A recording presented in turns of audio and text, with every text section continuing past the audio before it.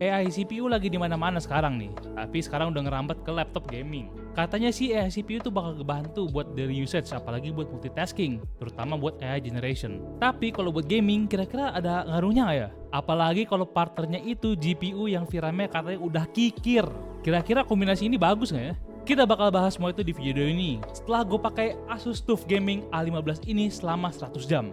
Mau tahu speknya apa aja? Yuk kita bahas. Dilengkapi dengan AMD Ryzen 9 8945H dengan Ryzen AI NPU yang dapat mencapai 39 TOPS. CPU ini memiliki kecepatan hingga 5,2 GHz dan juga memiliki 8 cores dan 16 threads. Nah, CPU ini adalah salah satu CPU x86 pertama di dunia yang pakai NPU.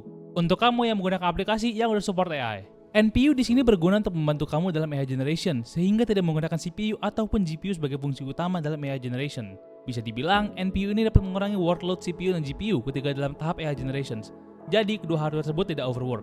Dengan daya tarik sekitar 54 watt, CPU keluarga Zen 4 ini menjadi salah satu yang tercepat untuk laptop ultra-thin, sehingga dapat memberikan performa yang cukup tinggi meskipun sedang menggunakan baterai. Untuk GPU-nya ada dua, integrated dan dedicated. Untuk integrated GPU-nya ada Radeon 780M, yang menggunakan arsitektur RDNA 3.0. Dedicated Graphics-nya menggunakan RTX 4060 8GB, yang pastinya versi mobile ya, karena dia ada di laptop. RTX 40 sendiri ini masih kuat di zaman sekarang.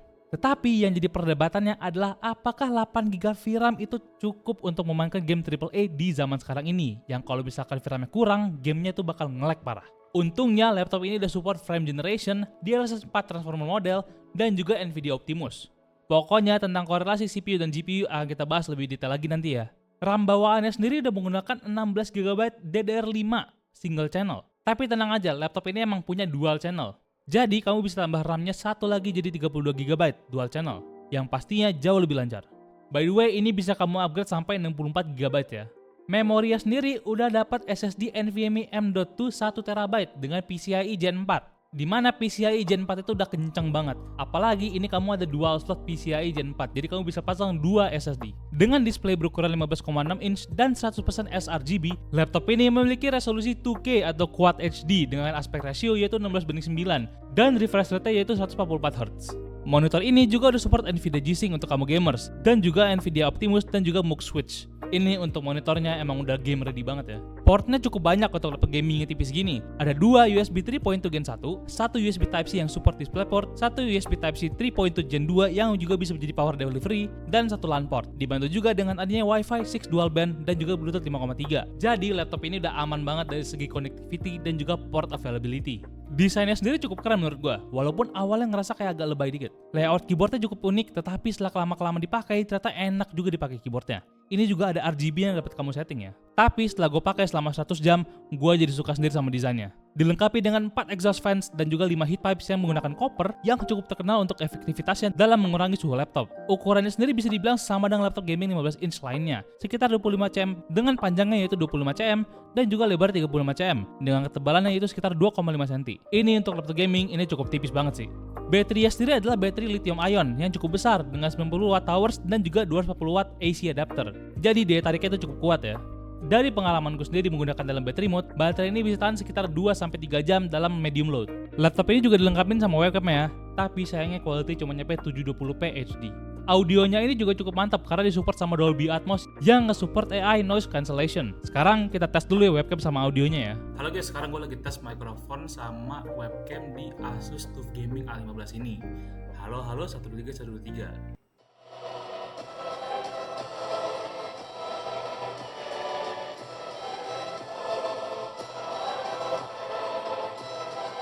Jadi itu dia spesifikasi lengkap dari Asus TUF Gaming A15. Kalau gitu kita langsung masuk ke topik utamanya. 3 atau 4 tahun yang lalu 8GB menjadi standar high-end PC, di mana 16GB VRAM itu justru kesana berlebihan. Tapi sekarang zaman udah berubah. 8GB itu jadi minimum requirement apalagi buat game-game AAA. Jadi sekarang banyak yang pindah ke 12GB atau 16GB VRAM. Bahkan ada orang yang langsung loncat ke 32GB VRAM. Jadi gue di sini mau buktiin beberapa hal. Yaitu, yang pertama itu adalah gue bakal coba buktiin apakah 8GB VRAM itu masih cukup kuat buat di gaming zaman sekarang. Dan yang kedua, gue bakal coba apakah AI NPU itu membantu dalam gaming atau tidak. Itu semua bakal kita buktiin dengan di beberapa game ini. Yang pertama kita ada game Monster Hunter Wilds. Salah satu game yang emang dikenal berat karena optimisasi yang jelek. Dan yang kedua ada game Death Stranding, game yang keluar tahun 2019 di mana saat itu 8GB VRAM itu menjadi salah satu opsi high-end.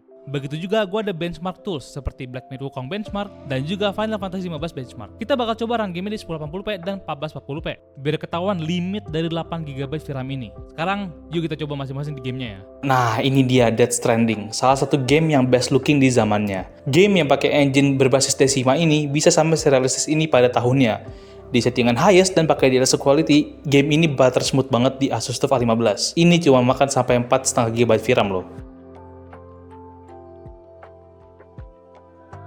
Kita masuk ke Monster Hunter Wilds. Ini adalah salah satu game yang demanding banget di generasi ini, karena bad optimization-nya. Tapi, Asus TUF A15 ini bisa run di Monster Hunter Wilds di high settings, dengan DLSS quality dan juga ray tracing-nya di high. Ini juga dibantu sama frame generation ya. Untuk Monster Hunter Wilds, ini bisa makan sampai 7GB VRAM.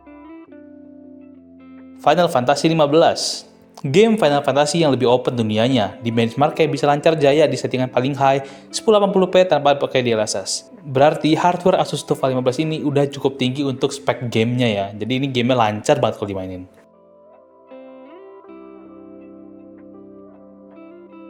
Black Myth Wukong, ini game wajar masuk nominasi GOTY karena grafiknya bagus tapi optimisasinya juga bagus. Di settingan highest plus DLSS plus ray tracing, di benchmarknya dapat sekitar 40-50 fps. Kurang lebih sekitar 6-7GB VRAM kepake ya. Udah gitu, karena ini settingannya di highest, kamu bisa tweak settingannya sampai dapat FPS yang kamu mau.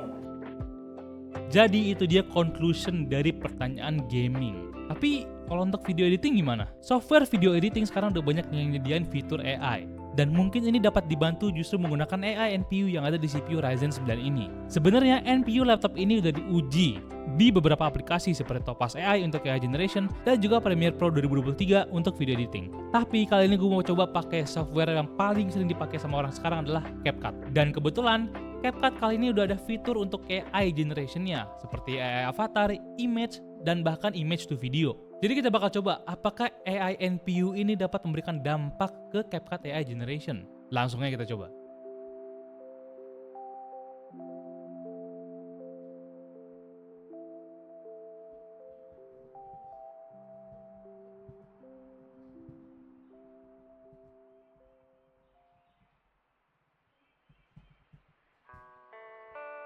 Setelah kita tes gaming dan editing, kita bisa kasih kesimpulan bahwa 8GB VRAM itu sebenarnya masih bagus di zaman sekarang. Walaupun ada beberapa game yang mungkin itu udah menjadi limitasi sendiri. Tapi balik lagi ke penggunanya, emangnya kamu bakal main semua game yang ada? Apalagi kalau kamu udah berumur dan punya rasa kejenuhan untuk mencoba game baru, yang ujung-ujungnya kamu main game yang kamu udah comfortable aja. Sayangnya untuk AI NPU ini belum bisa diaplikasikan ke gaming. Padahal fitur-fitur seperti DLSS, MDFSR, dan FrameGen itu sendiri menggunakan AI dalam memperlancar performance gaming. Sementara AI generation dilakukan pada aplikasi seperti Muse dan Topaz itu berjalan secara satu persatu. Mungkin kedepannya NPU ini dapat membantu dalam gaming juga, selain membantu multitasking dan juga memperpanjang umur laptop. Untuk CapCut, sayangnya fitur AI Generation di CapCut belum terdeteksi oleh AI NPU. Ada dua hal, di antara emang nanti bakal ada patch yang bisa kita integrasi ke AI NPU kita, dan yang kedua, AI Generation itu menggunakan cloud, yang servernya mungkin ada di CapCut sendiri.